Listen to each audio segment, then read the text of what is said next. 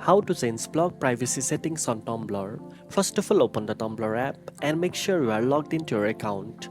From the dashboard, tap the profile icon at the bottom right corner to go to your blog page. Next, tap the gear icon at the top right corner to open your blog settings. Scroll down and tap on visibility under the blog settings. Here you will find several privacy options you can adjust.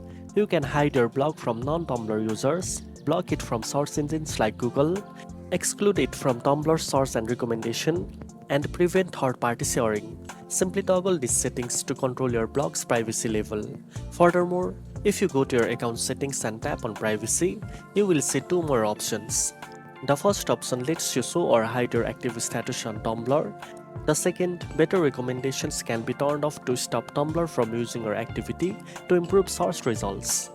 Once you adjust these privacy settings, they will be saved automatically. Now you know how to change your blog privacy settings on Tumblr. If you found this video helpful, don't forget to like, share and subscribe for more tech tips. Thanks for watching and I'll see you in the next one.